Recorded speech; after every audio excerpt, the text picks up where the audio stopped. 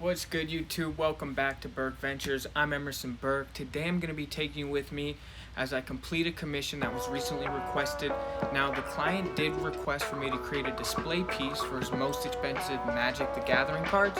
Now, if you're not familiar with Magic the Gathering, it was released in about 1993, and unlike Pokemon and Yu-Gi-Oh!, the art on all of the cards is super illustrated, and they do use a bunch of different artists to actually create the works. Now, for the piece itself, I actually did initially think I would use something as a shadow box, but instead have now decided to actually create the piece utilizing an actual frame.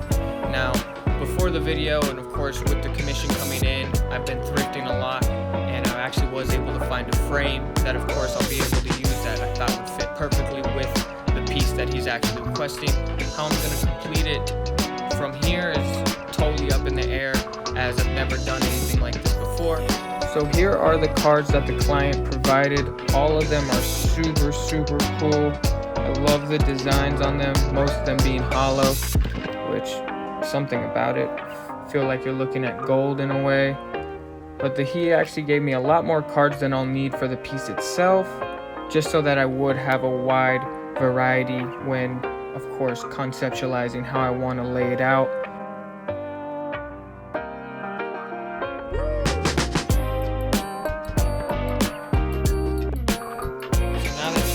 Frame, you saw the materials that was provided from the client.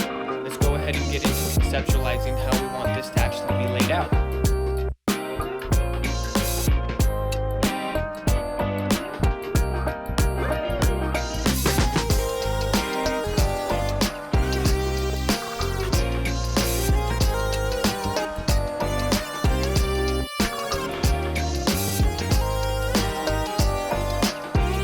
Now that I've decided on the layout, the next step, of course, is to determine how this card is actually going to be displayed on the piece.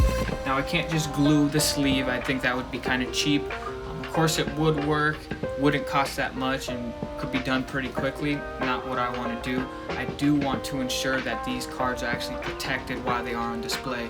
Now, if you're a card collector, or, of course, have seen anything with cards recently, they do make protective cases that actually will keep your card safe from any sort of edging if it does bump things. The next step is actually going to be placing these card holders where the cards were on our pictures, so that we can get a definite length in between each, so we can have that information for when we are creating the backdrop that these will actually be sitting on. We can ensure that most of the image of what we're creating in that space can be visible.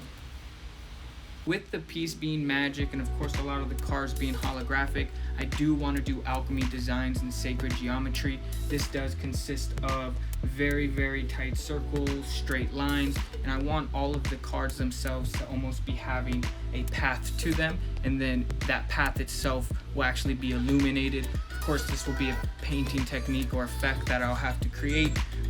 But in turn, that's my overall idea, is kind of having all of these cards connected, and they're kind of glowing as they're lighting up on this board when they're being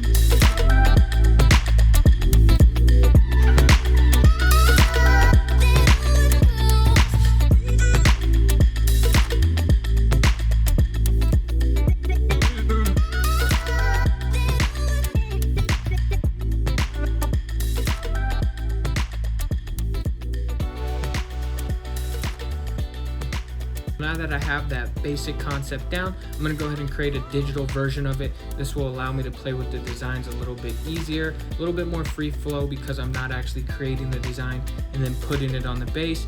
Instead, I'm actually doing it digitally, so I can play with those designs and patterns a lot more freely. So I'm going to go ahead and complete this. When I do, we'll go ahead and pick up the video there. You can see the design. I go ahead and have the cards as they are placed on my board. Still am able to get an overall idea of how I want the cards to be connected. Of course, with a lot of geometric shapes, they're just basic triangles, circles, hexagons, and so forth that are all connected and kind of intertwined. So I will clean this up once I do put it directly on the backboard itself. But for now, this is able to give me enough of an idea to go ahead and start. So I don't want the background completely black, so what I'm going to do is add a galaxy theme so that when that white stroke is on top of our light blue shade, or I guess you would call it an outer glow. I think it will actually play pretty well. Now, how the Galaxy is gonna look, this is just an image I got from Google so I could be able to see just how it looks, but I think it honestly looks amazing. Next steps are going to be creating a template sheet. I am going to do this in Photoshop as well. This will have my circle, triangle, hexagon, and square. I'll be able to import that to my Cricut design system and then adjust the measurements as needed so that they fit the portrait frame and of course the sizing that we do need. Let's jump into me getting that stencil ready and cut so we can actually start this bad boy.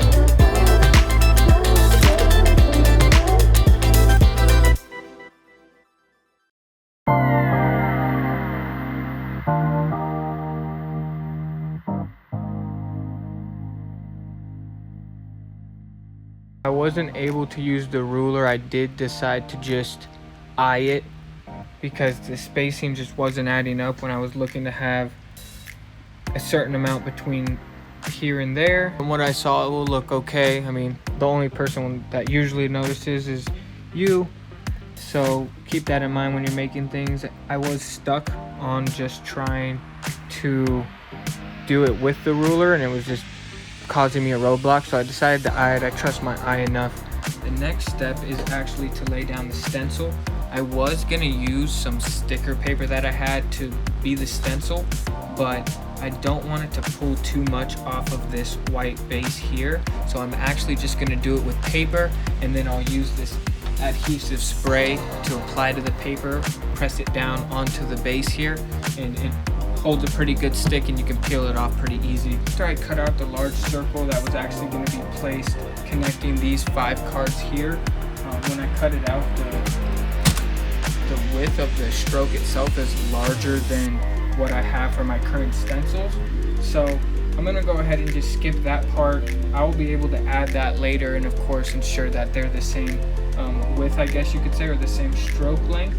So once we're done with that, we'll be able to remove the stencils and then have our images there so that we can go ahead and add the additional shapes that we're needing to complete the base design.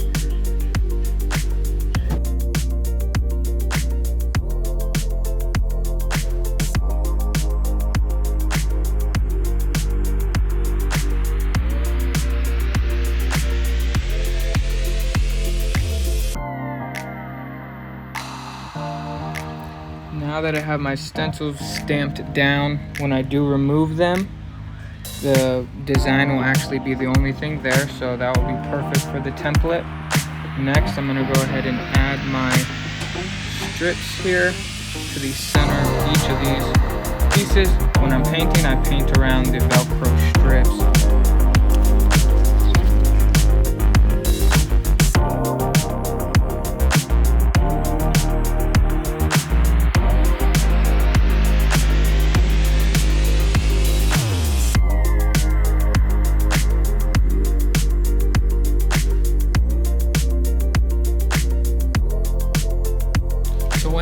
Those additional command strips, I'm going to go ahead and get those applied now. I only have about 3 spaces to fill here. Once I do have these down, I'll be able to start on the black background, which will be our base for where we're going to paint, you know, that universe or that galaxy effect between the card spacers there. Now with these command strips, I did make the mistake of closing them shut like this. Now when you do that, they're perfectly lined up, so you don't have, you know, if you're applying them to 2 things, you'll know it will stick. But in turn, the mistake I made is there's actually a tiny little seam here that if you don't cut that and you're trying to disconnect the, let's say, the top and the bottom, in turn it'll actually pull the back of wherever you're of course placing the back piece. So when I did that on the piece here, it actually did pull up some of that base paint, so I had to go through and repaint those little areas there, but it's all a learning experience. I mean, you've already seen how many times I've had to go back or change something, so don't get discouraged in those times. Just work through it, and of course take it into consideration for the of course the next piece that you make. But I'm gonna go ahead and get these final strips applied here, and then we'll be able to start that base time lapse. Let's get it. So as I was starting to do the black background here, I did decide that I actually want to have some layout lines just to make it easier for me when it does come time for me to add those additional lines. So I did my triangles right here that will be connecting. I'll be able to match the width, of course, with those strokes there that are from the stencil. But I went ahead and added those triangles, added these square lines here and here. Oh, sorry, and here. I messed up here doing this distance, but once again, I'll just be able to go over it.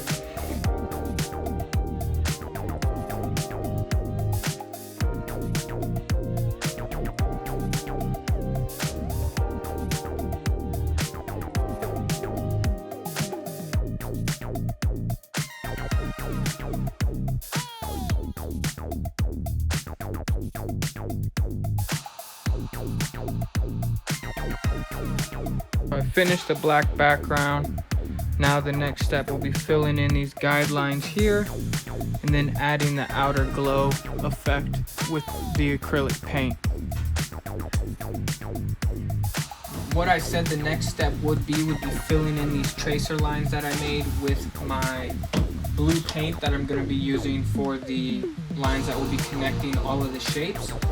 Now, of course, after looking at it, I have decided to actually do the stars first.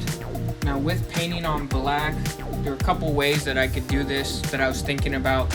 Before, in the past, I've used spray paint and done like splattering to create a quick and easy galaxy effect. And of course, just layering that with multiple colors, blue, yellow, so forth. With this, I wanted it to be a little bit more direct, just because the splattering can be inconsistent at times.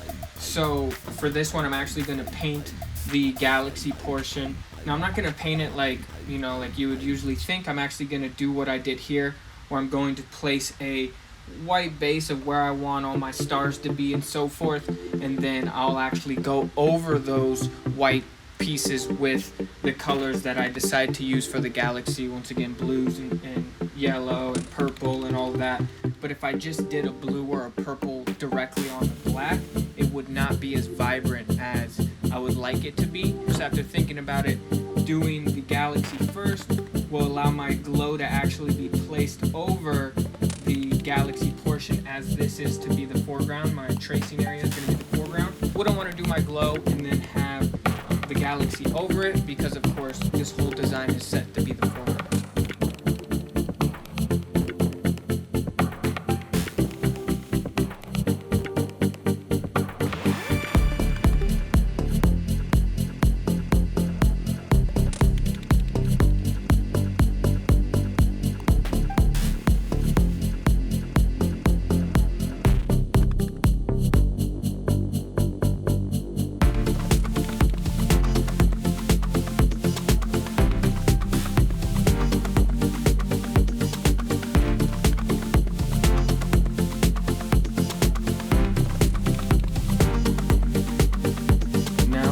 What I'm gonna go ahead and start on, as I feel like I finished enough of the stars. I added those glow in the dark paints so that some of the stars did have a little bit of off color from the yellow and the green, of course just slightly different.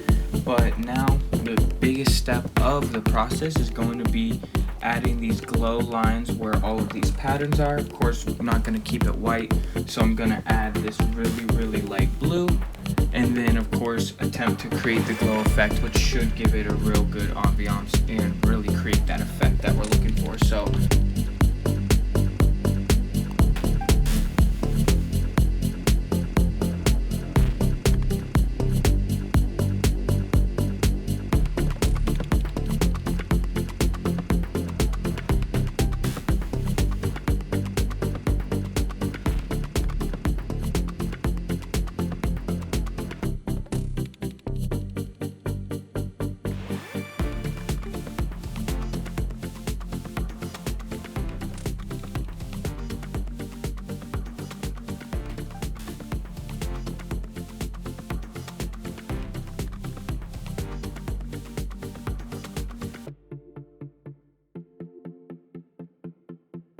Now that I've filled in all of those white lines with the black here, I will be able to add my blue lines.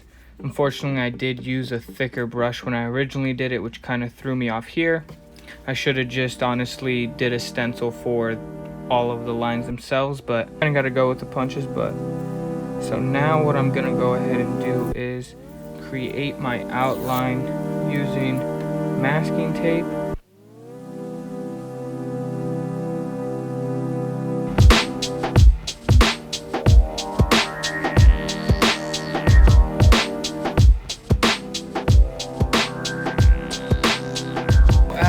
Painting the lines, I couldn't get them as straight as I wanted to freehand. Unfortunately, I am quite shaky, but what I'm going to do instead is cut a 1 to 2 centimeter line on this piece of paper, and then I'll use it as a stencil, laying it across as I need it. The line will be perfectly straight because it's going to be done by the Cricut, or as I call it, the cry cut. But yeah, that's going to be our next step here.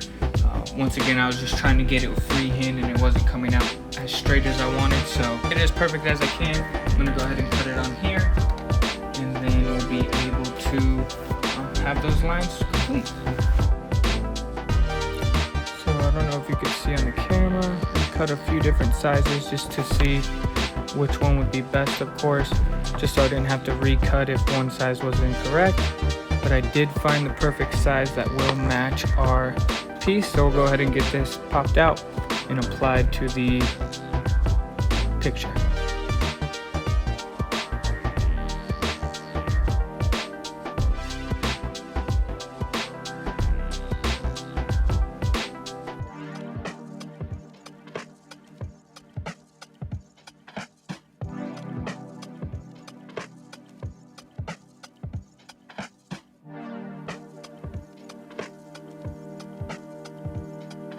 Finished up adding the horizontal lines here between these four shapes. A little messy still, you know, the thickness isn't completely perfect. Just take some black paint and be able to really straighten these lines out. But with the effect that I want to have of it being a glow, it being a little bit off is okay. Having the light smudging, I feel like, of course, will create that ambiance effect of it, you know, glowing out and not being so direct. Next up, I'm going to go ahead and use some masking tape to create these initial lines, and then I'll use my stencils that I made to, of course, just line them up so they look the best that they can be. I am thinking about actually updating the frame here. There's some pieces that are broken off, so I do want to actually go in with some gold paint over it, add that little bit of an aging effect so that the frame does look flush. Other than that, then I'll just go ahead and put a sealer on it so that it kind of has that glossy effect. I may use Mod Podge, or I'm going to look up some other brands that might be good as well. From there though, it would just be putting the back in, completing that so it's done and full, and then time to reveal of actually adding those cards to the piece itself, which, you know, I feel like this is the longest I've ever actually painted. You know, I think a piece, you know, an individual piece actually with multiple sessions and so forth. So it's teaching me a lot of patience. I don't do it a lot, so I was a little bit intimidated with it being a larger piece. Of course, I did have a couple ideas in the beginning of ways that I could create this. Once again, I could have done a spray paint effect, which would have been a lot quicker. And there's things here and there that on the way I was like, oh, I should have done this first or whatever, but you know, all good and learning at the end of the day and growing with becoming more comfortable with painting. So that was a super benefit from this. So now we'll just be able to get these lines added here and of course complete the rest of the piece.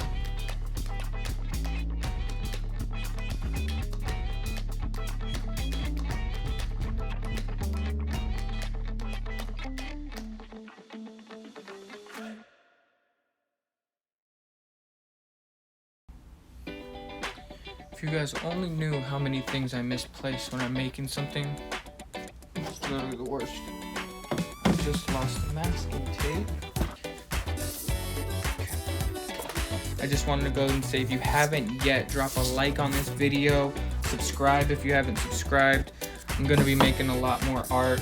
Sorry for kind of the delay in pieces, but I was kind of moving around the last 2 months, but I'm home now and ready to, create as much as possible for you guys. So drop a comment below of what you want to see me work on. If you have any art ideas, I'm always trying to make something new. This piece itself, something so different than what I've ever made before. Buddy just wanted me to make a display piece for his cards, a lot more art on the page, a lot more different fun projects that are always just kind of following my ideas and kind of what I'm doing. So just wanted to say, because I always forget to say, make sure to drop a comment below and like and subscribe. So just wanted to go ahead and do that formally.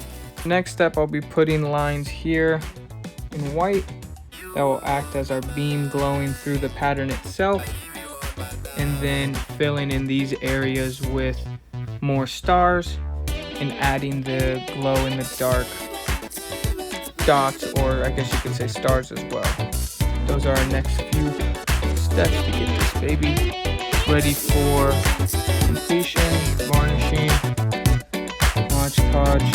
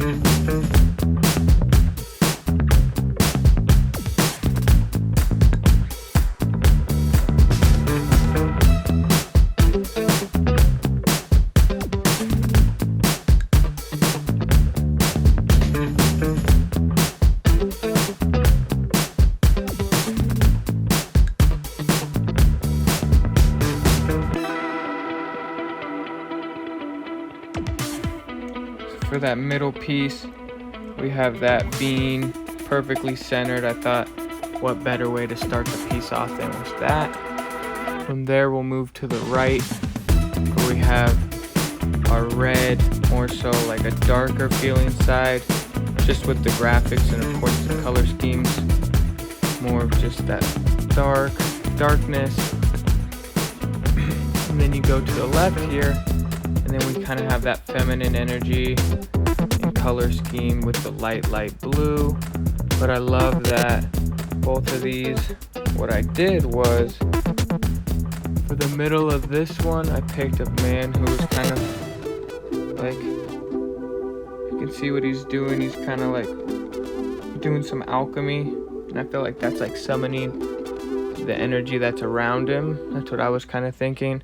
So then over here, I picked this woman that was doing her own kind of alchemy, and then surrounded her with kind of like things that she may be summoning. But overall, I love how this came out. I think once it's on wall, it will be really awesome to see, but I love how all these are connected. You can see it going under it with it being see-through and transparent, so you can see it's like actually entering the card space and doesn't just end off like right where the card starts. I love that. We did it, you guys. Finished piece. I think it came out amazing for especially what I was looking to go for.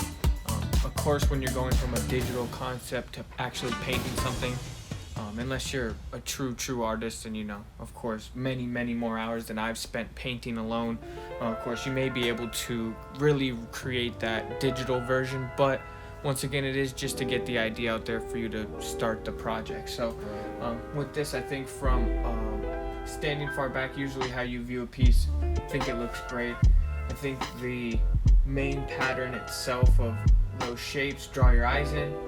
The background, once you kind of look a little bit closer, you can see that it would have that galaxy effect, but I just love the way your eyes are drawn to these pieces here, which is supposed to be the main portion of it.